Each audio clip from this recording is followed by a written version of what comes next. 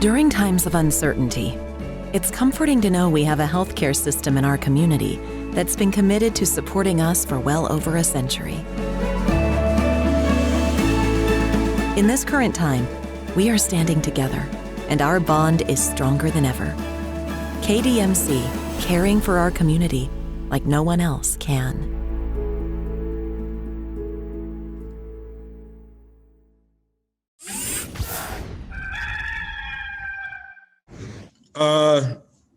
Just really disappointed. Obviously, Auburn lost their midweek game in a game that they had a lead, and didn't do a very good job to close out the game, and they weren't very happy with that outcome. And we lost a midweek game and had no fight in our belly.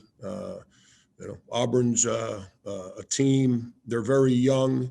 But they come at you off the dribble from different spots on the floor. So that means everyone has to be accountable for having the courage to fight and guard the basketball. And we were 0 for the day today. We didn't have a single guy that put up a fight defending the ball. So then, that gets them going downhill. And then they just toyed with us. I mean, they beat us on the glass. They beat us everywhere. Defensively, they're denying, which we expected. When you're playing a team that denies, you got to cut with a purpose and you got to screen with a purpose. Just like rebounding and loose balls and rotations, you don't need talent for any of that stuff. That has nothing to do with the ball going in the basket. It all has to do with effort. And we were 0 for the game in every one of those departments. And that's why we got embarrassed the way we did. First question to Dave. Frank, you mentioned the no fight in the belly, and AJ said that the effort could have been better. How do you get that back, considering you guys were kind of in a rhythm of practicing and playing games, and everything looked good at LSU, but it's kind of been going downhill since? Yeah, it's not that. We scored at LSU. I think LSU had something to do with us dunking the balls, meaning that their rotations weren't very good. And then the last two teams we've played, they're pretty connected defensively, so they don't get out of the way. So now we actually, they deny, they make things really difficult, and which means we have to sustain effort and discipline. And that's why you saw Missouri score whatever they scored, 80, whatever, and you saw these guys clock us. I don't remember ever being the head coach on a team that gave up 100 points. But maybe we have, I don't know. I don't remember that ever happening, but, and all we've talked about for the last, 5 days since I've been back, is that, we can sit around and make excuses, or we can embrace the situation, the hand that we've been dealt. And everyone has to be self-accountable to a greater extent than we usually are, because we haven't had the time to become who we need to be as a team. And me as a coach, I haven't had the chance to break bad habits through practice. And and the problem is that we don't play bad teams. We're playing a bunch of really good teams, and so the self-accountability is not there, and the lack of team disciplines that you build over the course of a season are not there. It's a recipe for an embarrassing moment, and that's kind of what we went through today. Mike Uva. Frank, I'm not asking, and nor would I expect you to make any excuses. But when you look at a performance like today, some people obviously look at the COVID situation, you guys trying to balance things. How much of that really made a difference in today? And is it more so just, like you said, the lack of effort and just not being able to execute the way that that this team is capable of doing, especially on the defensive end of the court? Mike, the bottom line, when the rubber meets the road, everyone has to have a responsibility for what their job is. Everybody, me, my assistants, the players, and you usually use, as the head coach, I can't speak for other people's responsibilities. I can talk to you about mine, is to build a structure, a system with how your team plays on offense and defense. And, you know, we have not had the opportunity to build that defensive structure. And we're trying, and you can say, well, you guys did practice October and November. We did. And we played a certain way that we play completely different now because of personnel. And I haven't, you know, those 7 weeks where we couldn't, you know, I think we had 6 practices, if I'm not mistaken. Just, you know, I think I said this to you guys the other day. This is like AAU ball right now, what we're trying to do. And you know, in an AAU basketball, if you ever go watch an AAU tournament, the defense is really bad for the most part. Why? Because teams don't practice structure in AAU for the most part.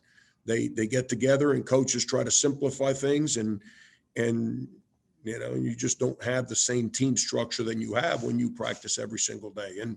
But we haven't gotten that opportunity, Mike. So at the end of the day, we all have to man up. And I don't use the word man, you know, today's day and age, everybody gets so sensitive about what you say. I coach men, so that's why I'm using the word. We all have to man up and do our jobs better than we ever have done them individually while we try to rebuild our team.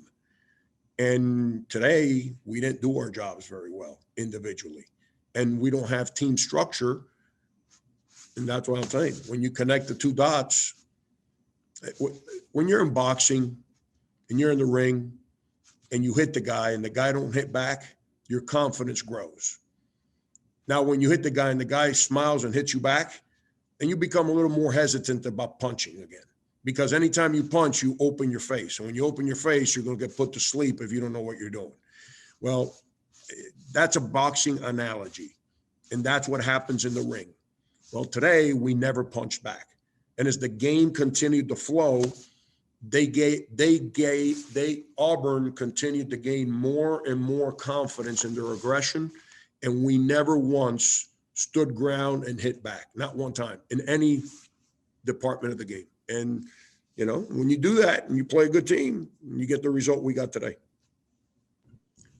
Colin? Frank, I think there was a big stretch in the first half, almost 8 minutes, where you guys didn't get a field goal. As coaches, is there anything you can do to curb that, change that a little bit, or does it just come down to players having to hit shots when they get their opportunities? Yeah, we had countless opportunities in the open court to convert layups and create fouls, and I think we had 3 opportunities where we're in the open court where we shot air balls. And when I mean on the open court, I'm not talking about 5 against 5. I'm talking about like 3-on-1, 4-on-2s. And then when we did get fouled, I think we missed 5 of our first 7 free throws, if I remember correctly. It created the whole like insecure mindset. And then they sensed it, like, oh, this guy don't want to come at the rim. And they just attacked us. And we never, like I said, Colin, we never punched back. And heck, in the second half, I think we were shooting 28% until they made some substitutions and we got some layups once the game was completely out of hand to make that field goal percentage number a little bit better. But it's they denied, they were aggressive, they hounded us, and we tried to drive them. Well, obviously they didn't get out of the way. So then we stopped driving them, and just disappointed, man. I'm Bruce Pearl said to me, he goes, Frank, your teams, I've told my teams that no one guards their yard better than your teams, meaning every guy on my team is responsible for their man when they have the ball, and no one does it better than we do. He said, you guys don't do that right now.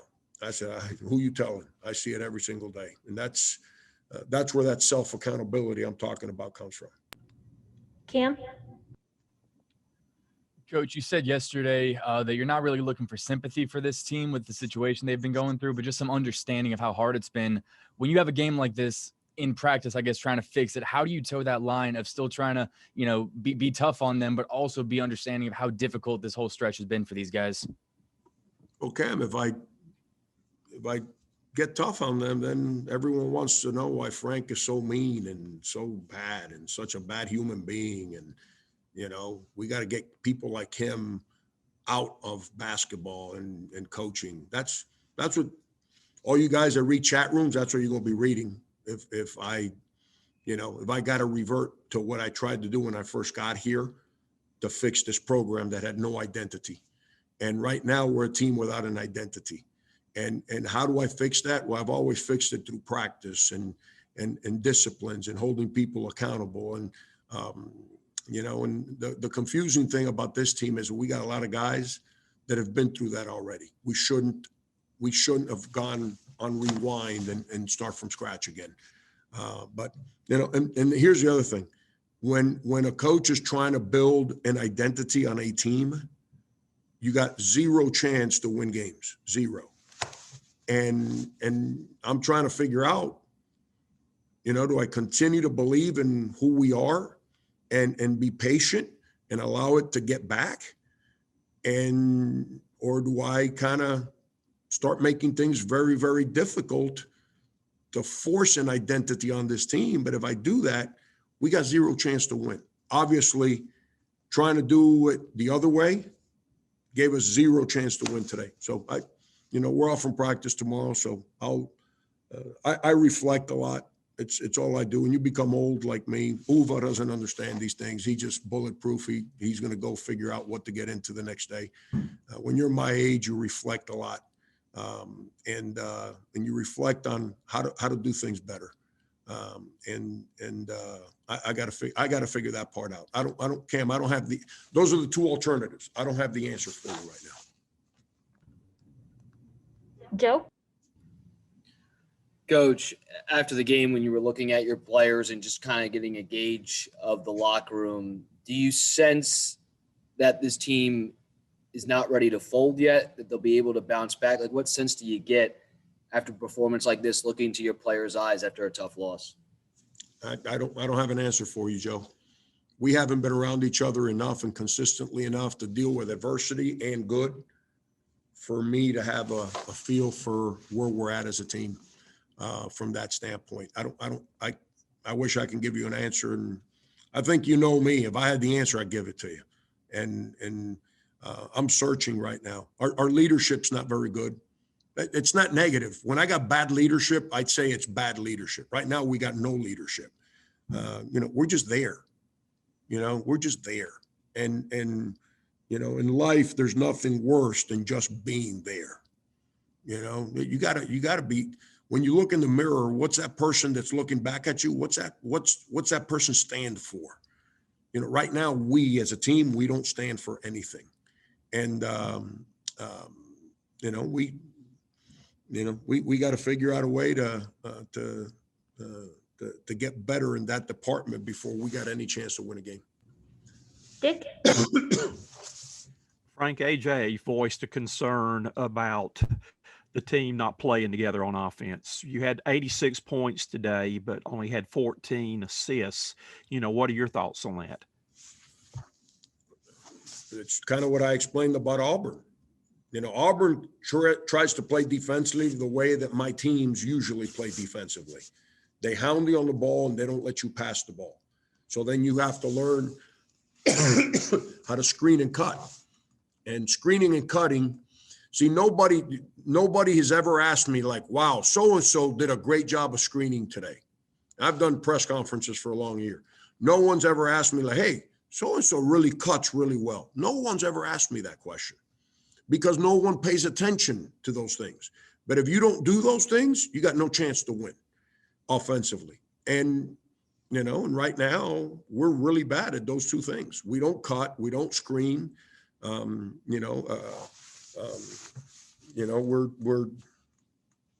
not real happy with some things, but I'm not into making my team's private matters public. So that's between me and those guys, and and there's some things that we got to change. But Auburn don't let us pass. So when you can't pass the ball, then you better spread them out and drive them. Well, we couldn't do that. I think you guys watched the game, but we had no chance to drive and score. So then you got to depend on cutting and screening. And that requires unselfishness and effort. And those are two categories that we were not very good at today. Michael and Anna. Frank, particularly with your front court, I know that's an area where you guys are really banged up. I know you said yesterday Levesque is really one of the only guys you have out there that you can depend on right now. Notice that Minot came out there at the end of the game, played a few minutes. I know it's difficult to join a team mid-season, but is he somebody that you think could maybe see more playing time over the coming weeks? He understands the things that we try to do better than some guys that have been on our team all year, and you combine their knowledge. The problem with him is that, ever since the pandemic shut down the NBA academy that he was at in Mexico, and I think it was back in May, he's basically been home in Montreal, and just like everyone else, don't have a lot of places to play in. And, and he's somebody that needs to get in better shape. He's got to get used to the speed of, changing ends and the athletes that we play against. I can guarantee you that for the last 10 months, he has not played against any athlete like Auburn has.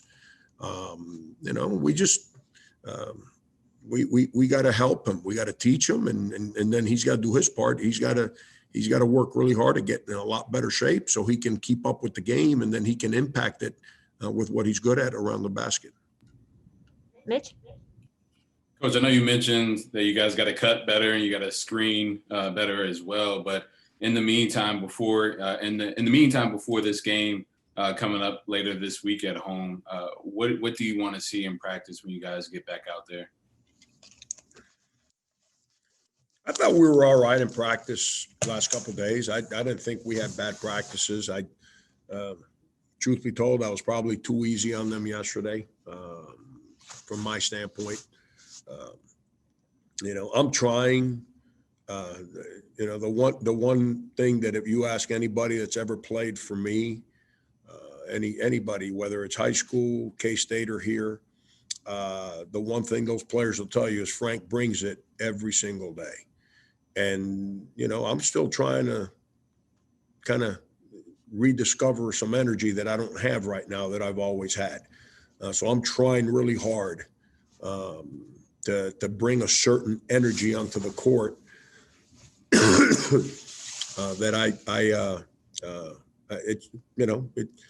that's self-accountability again. Get back to that. That's why I've talked to the players about that. I can't drive the energy in the gym the way I usually do right now. I can at moments, but it's hard for me to do that for 2.5 straight hours. So I didn't feel real good yesterday. I was probably too easy on them from a competitive standpoint. That's when I go home tonight. That's what I got to figure out a way to fix my part. But with all that said, man, it's when you start playing and the guy on the other side is trying to kick your teeth in, you don't need a coach yelling at you to fight back. You gotta figure out a way to fight back on your own. And we didn't do a very good job of that today. I don't know. You guys watched the game. What would, if you watched us today, you would say that our team represents what? Nothing positive. You've been watching my teams for 9 years. Now you could say, well, they didn't play good. Well, you can say they don't do this. Well, they don't shoot it good. Well, I don't like his offense. Well, he yells too much. Oh, he's so mean. Say all those things. But the one thing that you guys have been covering my team for 9 years, they're going to play hard and they play together. It's the only thing I've ever controlled, but I control that through practice and through personal relationships. And right now we're void of those two things.